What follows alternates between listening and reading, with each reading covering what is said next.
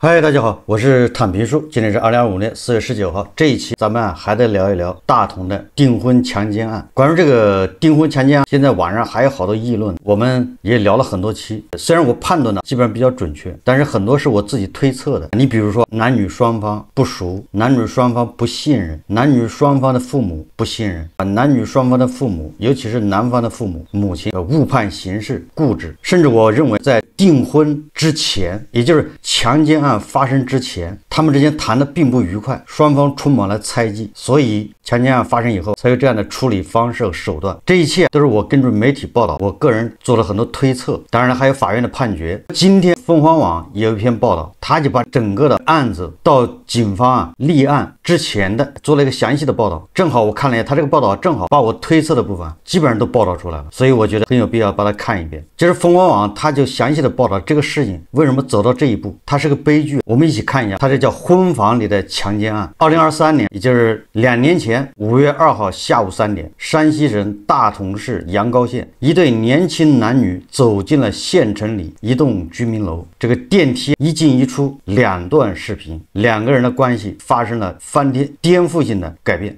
说的就是这个主人公是刚订婚的情侣，男生27岁，女生24岁。就当时这个女生是99年的，前一天也就是5月1号，他们刚办完订婚宴。5月2号当天吃午饭，也是两家人在一起吃的。按照山西大同的风俗，订婚宴的第2天，女方要回请男方，叫请女婿。吃完午饭，这个年轻的男女他们就进入房子，这个房子是男方在县城准备的婚房。就在当晚10点52分，女方报警，电话里她说自己被男生强奸了。中午吃完饭到晚上10点52分报警，这中间发生了什么，对吧？房间里到底发生了什么？在公安局做笔录时，双方陈述了各自的版本。他们到达房间后，因为忙订婚太累，两人睡了午觉。5点左右，男生提出发生性关系。到这个时候开始，双方说法就不一致了。也就是说，在这之前，双方说法都是一致的，都一样。分歧就发生在5点左右，男方提出发生性关系。这个女方说她拒绝了这个提议，他们之前约定过拒绝婚前性行为。为了抵抗对方，她躲到房间榻榻米床的角落，对方抢走了她手上的被子，她大喊大叫，踢衣柜，男生让她别叫，她躲到窗帘后面，男生一把揪下了窗帘，强行发生关系后，女方想走，男生不让，她为此点燃了房间的柜子、客厅的窗帘。男生去检查火的时候，她跑出房门，电梯不来，她就从消防楼梯往下跑，跑了1层，男生就追了上来，我大喊救命，但是没人理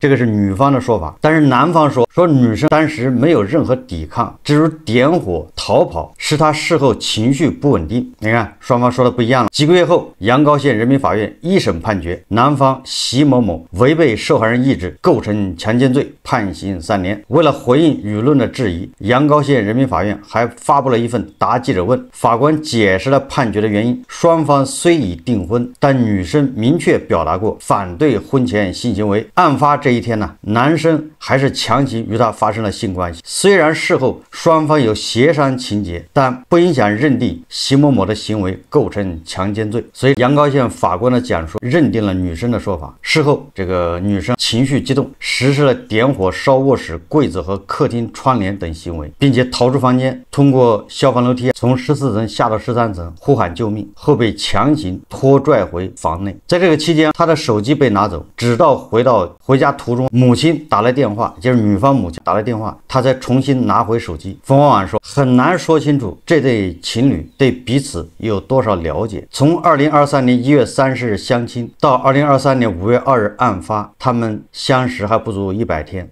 比特朗普2进宫执政的时间稍微长不了多少。这个男生席某某27岁，他家住在阳高县龙泉镇的一个村子里面，住的是2间平房，2张大炕，父母是种地的，种玉米，养了上百头猪。实际上这个记者可能搞错了，应该他父母是养猪养殖户，种玉米是为了养猪，做猪饲料的，不能说很重要，但这个是个细节。如果他是种玉米的，实际上就是一个农村里面，这个决定了他的经济这个基础养了上百头猪，好歹他是一个有一定的经经济基础，应该这么理解。他有个姐姐，大他好几岁，已经结婚生子，很自然，这个席某某一直是家里最受宠的孩子。他的母亲甄丽讲，这个甄丽是化名，这就这么念。冯婉婉说，他说我们家孩子是老小，家里事不用他操心，就活得自由自在，衣来伸手，饭来张口。家里经济条件还可以，这个男生27岁，基本上也是衣食无忧。你说好吧，谈不上多好，但是肯定不是特别差。他家的话事人是他妈妈甄丽，甄丽短头发，和丈夫浓重的口音不同，她能说普通话，和她打交道能感觉到她的温和有礼，里头还有强势。甄丽不爱社交，平常埋头在家干活，不好出门，所以没人给儿子介绍对象。2022年年底，他找到了县城一家婚介所，把席某某的资料交给了媒人孙桃花。没过多久，孙桃花打电话给甄丽，说有个女孩很适合你家儿子。这个女孩说的就受害人朱某某。这个朱某某1999年出生，当时23岁，刚刚大专毕业。他也是阳高县本地人，和妈妈住在县城的平房里。朱某某的相亲资料也是妈妈递过去的，他年纪小，没想着找对象。你看看，这都是父母在操心。说在这之前，这个朱某某在太原读书，在山东威海实习过1年，又到太原工作了一阵子。2022年底，疫情严重，妈妈让他辞工回了家，也就是2022年底，正好就在家待着。这个时候闲着也是闲着，妈妈就安排他相亲。为什么他妈妈安排他相亲？他下面还介绍，2024年1月，阳高刚下过雪，气温接近零下20度，在朱家院门口，我见到了朱某的妈妈，她今年62岁，长头发，白发一缕缕。这是凤凰网的记者说，这个朱某的妈妈说啊，自从出事之后，女儿受了刺激，精神不稳定，所以她没办法邀请我进门。我们裹着袄子站在院子里，在呼出的白气里说话。这个朱某的妈妈告诉我说，朱某3岁时，她和前夫离婚，3个儿子归丈夫，女儿归了她，跟她姓。她管得严，说女儿从来没谈过恋爱。她说我就是朱某的妈妈说，我经常教育孩子，咱们到什么年龄办什么事，咱们是学生，不搞对象。说朱某某胆子小，怕的不行，就怕遇上渣男。等到朱某大专毕业，他想法变了，也就是这个朱某的妈妈想法变了。为什么？因为他过了60岁，身体越来越不好，有萎缩性胃炎，睡眠也糟。他想赶紧给孩子安排个合适家庭，万一自己哪天有什么闪失，女儿结了婚，他也安心了。你看看，这都是父母根据自己的想法安排孩子。这个受害人朱某恐怕对结婚还没什么概念，完全被他妈推着走。2023年1月31日，席某和朱某还有2位母亲4个人在婚介所见面了，这就是相亲。席某和朱某还有2位母亲聊了一上午，一起吃了午餐。这第一次见面吃了午餐，第2天席某就邀请朱某出去玩，之后他们又见了几次面，确定了男女朋友关系。这个甄丽，也就是席某的妈妈说，看得出来儿子喜欢这个姑娘，他儿子之前也相亲过，但没成功，这次一相就相中了，我还觉得挺好的。认识第6天，也就是2023年2月5号，这1个星期之内，席某就向朱某提出了一个彩礼方案，这个进展很神速，马上就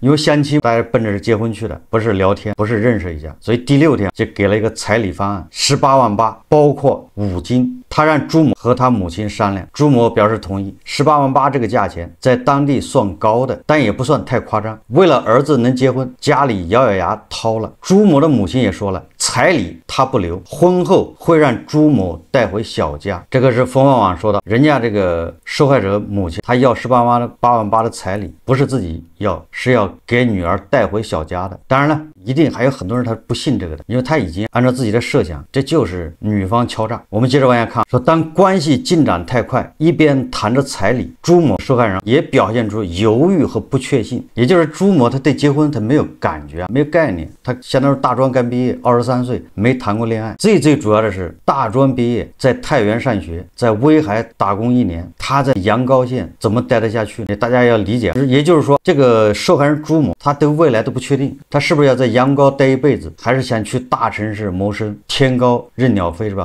海阔凭鱼跃，在山西的阳高县，你能找什么工作？所以朱某他本打算过完年和同学一起去西安工作，到大城市走一走看一看，去找机会。他关键票都买好了，那年轻人应该懂这个，就是女孩子相亲了，有相亲对象，而且都谈到彩礼了，这个时候他也要到西安去打工，那就不管怎么说，至少说明这段感情在这个女孩子心里它不是特别重要，也就是不是排第一位。这个男方席某就挽留他，让他留在县城工作，那朱某没有同意。我想如果大家从男方角度来考虑一下，是不是就觉得这段感情恐怕有点危险？你想男方在农村，他们家在一个镇上，一个住农村2个平房，他们家养猪，相亲对象要去西安打工，这叫异地恋，十有八九这就不牢靠。我想这就是双方互不信任的一个原因。我们接着往下看，这个男方肯定就挽留他，劝他在县城找份工作，那女方不同意。但是因为女方买好票了，他出发前夜，女方的妈妈把女方给拦下来了。女方的妈妈意思是，既然已经相亲了，而且认可这个对象，就不要再出门打工了，就留在阳高好好谈恋爱，在本地随便找个工作。这个也符合他妈的想法，你找个差不多的人嫁了，就在这过日子就完了。所以说这个时候，这个女方的妈妈跟这个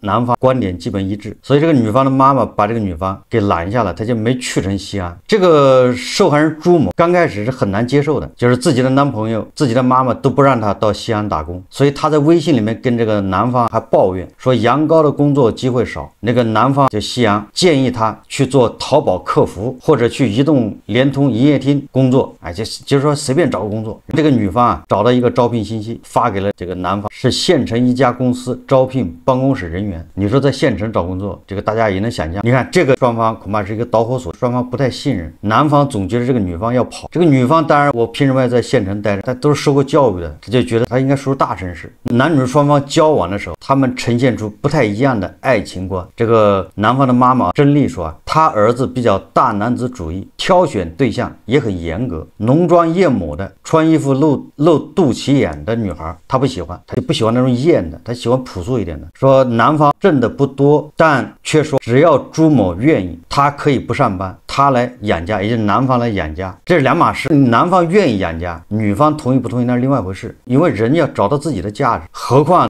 你到底有多大能力养家呢？天天2馒头一包榨菜，那也叫养家。人女方为什么要跟着你吃糠咽菜？所以说当然这是男方的一种态度，就是责任，他愿意，你不上班我养你。问题是你有主观意愿，但是你的客观条件不行。作为女方，她受过教育，她总觉得自己应该努力一把，会有不一样的人生，就是个人事业，不是说她爱情。这个男方的妈妈就是甄丽，男方问他儿子说那个朱某人怎么样？这个男方说收拾屋子啥的这方面还行，也就是说这个男方对女方似乎也是，你看他这个回答，也就是干个家务还行。你说这叫什么回答？这个女方在微信里面也问过男方说哪个瞬间对自己心动，情侣之间互相问啥，我喜欢你啥。这个男方就回复这个女方说看到朱某为他整理好卫生间的洗漱用品，他很感动，还拍了照片。你看这个回答反正是没什么情商啊，也就是他把他未婚妻或者女孩就当做一个叫什么贤内助、贤妻良母。这个女方一般对这种回答肯定是不满意，所以说这个女方就回答他说不满意，他说你娶的是老婆不是保姆。那关于性说以及2个人的关系的尺度，在他们交往的3个月里始终没有达成统一，认识半个月就是认识2个星期，这个女方就在微信里明确告诉男方咱们要说好拒绝婚前性行为。这个男方回复了一句说领证了就是夫妻了，也就是领了证的就是夫妻，发了3个捂脸的表情。但是这个女方语气很认真，回复说不出轨不家暴不骗我，给我撑伞，别到时候撕烂我的伞，说想好结婚是很认真的事，别一会儿一个样。这个男方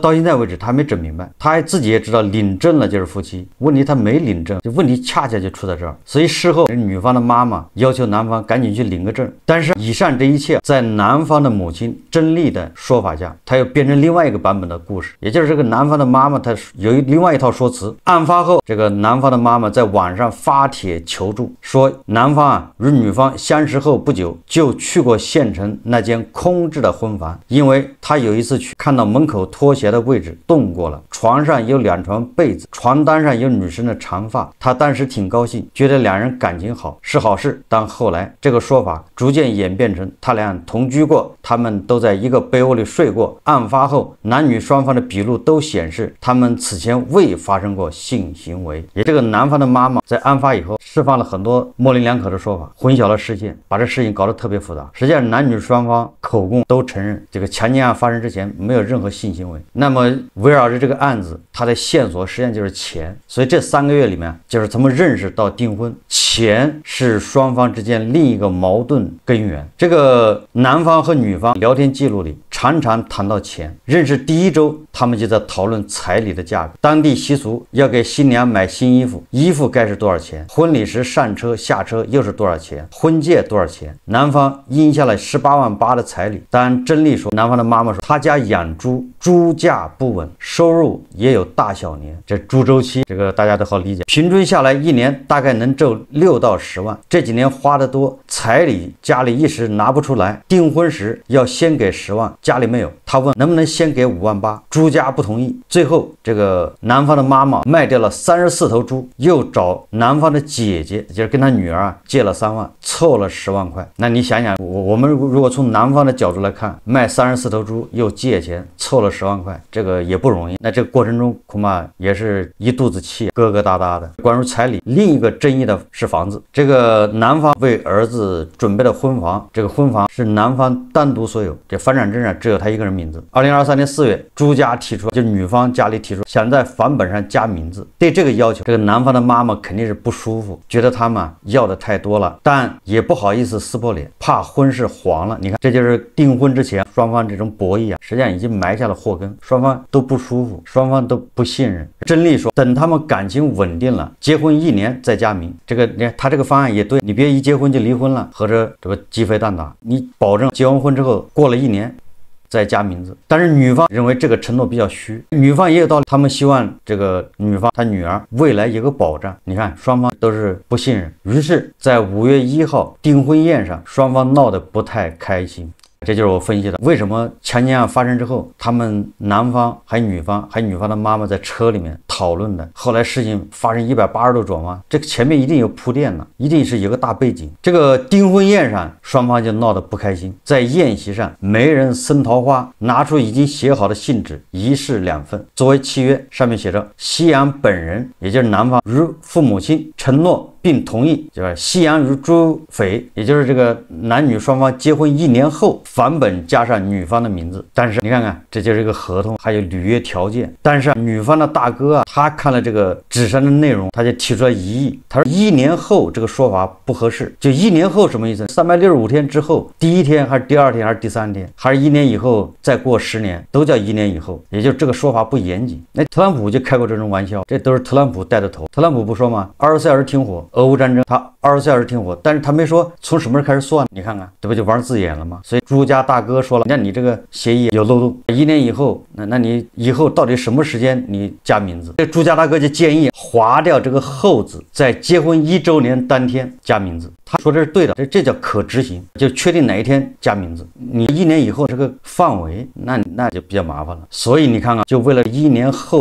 字，双方肯定是争执了很长时间，掰扯过去，一定是双方已经积怨了，双方都不满意了。但是本着这个婚还要结，双方并没有人想把这往崩里谈，不欢而散。所以虽然不高兴，据男方的母亲说，甄丽说当时我就有那个心思，今天别订婚了。当然他没说出来，他们家每个人都签了字，订婚宴就这样结束了。所以你想想，5月1号订婚的时候就已经闹得这么不愉快了，双方就像中美贸易战一样，说已经怼上了。所以说它是个悲剧。那接着就到了第2天，这是女方要回请男方，这叫请女婿，两家一起吃过午餐，男方介绍女方陪他去自来水公司补办新房子，好像水表什么票据。办手续去了资料水公司啊，把票据办完之后，这个男方又说他怕那个票丢了，让这个女方陪他去新房，把发票放在那儿。这个显然是有预谋的。一到房间，他们说很累，就午睡到了下午5点，强奸案发生。这个女方的母亲是最早知道此事的家属。案发后，也就是下午6点51分，他做好晚饭就纳闷说女儿怎么还不回家，给女儿打电话，过了好一会儿才接，一接通那边哭得撕心裂肺，他女儿哭得撕心裂肺，说啊妈，我被习某给强奸了。这个妈就安慰女儿说不要哭，不要着急，说回来再说。也就是这个时候他妈还没有特别把这当个什么事，就安慰他女儿就不要哭不要闹，是吧？有什么事回来再说。晚上7点多，这个男方开着车送女方回家。这个女方的妈妈也就是朱某，她让这个男方他俩不要进家门，而是把车开到一个偏僻的地方，也就是发生了他们3个人在车上的谈话。为什么这么安排？据这个女方的妈妈说，当时受害人他3个哥哥都在家，因为当时肯定热闹，订婚乱七八糟的，说要帮忙，说要协商，说要集体出力，所以他的3个哥都在家，怕这女孩回去一说弄得不好就要打起来。他妈怕这个他3个儿子打这个男方，所以说他妈就安排不要上楼，就在车停在一个偏僻地方，他先去了解什么情况。这个安排也对啊。谈话的时候，这个男方因为他车里有行车记录仪，女方和他妈不了解，不知道车里有行车记录仪，所以当晚7点27分录音开始。那这个录音内容我记得以前节目咱们也介绍过，这里不多说了，主要是他妈在那儿安排。他妈的意思就是埋怨这个男孩太着急，结婚之前不能干这事，说好了结婚之后这样强暴你这样干，他女儿不愿意。这个录音的内容大家如果感兴趣可以自己找着听。在我看来，这女方的妈妈这个时候还是要促成这种婚姻，希望返本加名，彩礼到位，赶紧领证。女方的妈妈还是这种态度。明天民政局不上班，后天上班，后天我们去把结婚证领了，再写个约，把返本加上这个叫朱某的名字，等你家下一批猪卖了，把钱给我拿过来，就是剩下的彩礼还有1.8万拿过来，明年你们举行婚礼就行了啊！你看，这就是女方妈妈她的条件。那这个习某在这个车里面，他是一直表示同意的，对这个做法都是愿意。而这个女方一直在哭，在录音的半个小时里面，这个女方一共就说了2句话，一句话是妈，她不让我回家，另外一句话就是我不同意，我要是有啥变动。从这个回答就说明这个女方跟这个男方结婚到现在还是犹犹豫豫，这个女方完全是被人推着走的，她对结婚恐怕她不太了解。当然这个也符合好多女方的女孩子的心理特征，因为她23岁，本来对未来就搞不清楚，都是家长就是个大宝贝，都是家长的安排，她自己要什么，她自己未来怎么办自己没想过，没有拿定主意，所以她就说了这样的话，她说我要是有啥变动怎么办？他妈就反问了，你还能有啥变动呢？那意思是你赶紧结婚嫁人就完了。在这儿转折发生在事发当晚，从这一晚开始变成了2位母亲2个家庭的战争。晚上8点多，习某到家，进门就找返本，母亲甄丽问他发生了什么事，他说要给朱某在返本上加名，他们发生性关系。这个习某把甄丽就把他妈拉到车上，让他听行车记录仪的录音。听完了之后，这个甄丽也就是他妈很生气，说把孩子吓成什么样了？他觉得既然订了婚，性关系就是可以发生的，但对方把他作为讨价还价的工具。这个男方的妈不以为然，觉得都订婚了，这算什么事？你把我儿子吓的，完了你还要提前加名字，说好了1年以后加，互不信任。而朱家朱某说一直在哭，朱某的母亲也心疼也着急，就一直在等这个男方家里给个回信，等他们电话打来道歉。这个有点像特朗普等着大国给他打电话谈关税，这大国他就是不打，特朗普一生气再给你加100%，不就这个道理吗？你看看这连总统都是这种心态，那你说这个女方妈妈采取什么措施，有什么不好理解的？你看看2国总领导人的这个还有《纽约时报》说这些发情的公路话赶话，所以在女方妈妈的看来，她想等到一个态度是尊重，是女儿婚姻的保障。结果等到夜里10点多，她没等到这个电话，所以她主动给这个男方妈妈打电话。结果啊，这个男方妈妈不以为然，说他们都是成年人，订婚了，说发生这事也正常。她说我女儿也就是这个男方的姐姐，当年订婚以后就跟未婚夫2人就同居了，不也挺好的吗？你这个话那女方妈妈一听气坏了，我闺女是我闺女，2不一样，就升级了。女方妈妈就说了，如果这个事不解决就报警。你看你话赶话呀，这不就是关税从34%加到了200%多吗？不是一点点加起来的，就是双方互相顶。结果你看这个男方的妈妈也脾气上来了，说你想咋弄就咋弄。你看这么回复的。晚上10点52分，这个女方的妈妈马上报警。10点55分，就是3分钟之后，警方就给习某某打电话，结果是习某某的姐姐接的电话。习某某姐姐满口否认强奸，为了保护儿子，这个男方的妈妈把席某的电话卡卸了，装到自己的手机上。你看看，这简直就是个大宝贝，儿子都接电话都接不了了，切断跟外界联系。无论谁想联系席某某，都由母亲代为回应。事发第2天，5月3号，这个女方的大哥来到朱家，找到这个席家再次提议，也是做最后的努力。他说给这个女方返本加名，把彩礼付完，两人结婚。但是席家不同意，因为这个席家的妈妈觉得自己被要挟了，他们咄咄逼人，我接受不了。那么女方的大哥非常气愤的离开，也就是最后的努力失败，而且走的时候还升级了。这个女方的大哥说自己在北京有房，在当地也认识人。那个男方的母亲就说：“你看你那个穷样，你开那个车5000块钱都没人要。”也双方互相攻击了，是不是像特朗普跟大国一样开始攻击？从本来就是加关税，后来变成互相攻击，并且这个男方的姐姐还报警了，报什么警？他告这个女方的家里诈骗，警方没有立案，还有这么一出，这就是拱火浇油。所以你看，我一直说这个男方处理问题，他儿子就是被记者们送进监狱的。这个凤凰网说，事发第3天，也就是5月4号，情况有了变化。法律规定说，刑事案件立案审查期不超过3天，如果3天内不撤案，就要进入司法程序。也就是说，3天内如果撤案了，那就这事就没了；如果不撤案呢，必须要进入这个司法程序了，那就要抓人了。这个警方也不想把事闹大，所以4号晚上，在阳高县一位民警的调解下，2个家庭达成了和解方案。第2天上午，双方在县城行政中心签一份合同，男方承诺在返本上给朱某加名，并注明共同所有，在公证部门公证，双方领结婚证，此事结束。但很巧的是，返本不在当地，他被男方的姐姐带到了他居住地北京，他要当天从北京赶回，送还返本。席家称这是他拿其他文件时不小心带走的，但朱家认为这就是故意的。这个我想正常人都会怀疑，这就是一个托词啊。你说席某的返本，那个房子就只有席某一个人名字，他的返本怎么他姐姐拿着，而且拿到北京去干啥？而且解释是他姐姐拿别的文件的时候把这个返本无意中拿走了，这简直是就是编瞎话都不会编了，实际上就是像拖延。那你说女方她能受得了吗？就感觉到一次又一次的这个就是欺骗，这就好比泽连斯基跟迪波老人签协议一样的，那迪波老人总是找各种借口，迪波老人签了协议他也不遵守，所以泽连斯基总觉得跟迪波老人他没法谈。所以5月5号上午，朱某一家在民政局门口等到了快12点，席某和他姐姐以及返本都没出现，最后的努力结束，是吧？这个该案进入司法程序。这整个这是凤凰网的报道，凤凰网的报道正好验证了我的推测。我想大家把这个看完之后，它就是个悲剧，怎么就到这份上？所以说，如果说女方家里要钱图财，这个显然是不对的。如果图财，我说了，他如果冲着钱去的，结婚马上就离婚，把你房子分走，把你的什么彩礼分走。如果他是奔着这个目的，他一定会坐地起价。这个男方还跑去报案告女方诈骗，警方都没立案，说明他不构成诈骗。所以当然咱们这个说法不一定准确。你看2个家庭都是女的在做主，我也不知道为什么。无论是男方家里话事人都是女的，我们也不能说女的头发长见识短，把问题处理成这样。那特朗普是男的，他不也把问题处理得这么复杂？你看2个人较上劲，这个男方的母亲到现在2审他还是要接着告，坚决不认。所以说那些支持男方的人，你也好好的从这女方角度考虑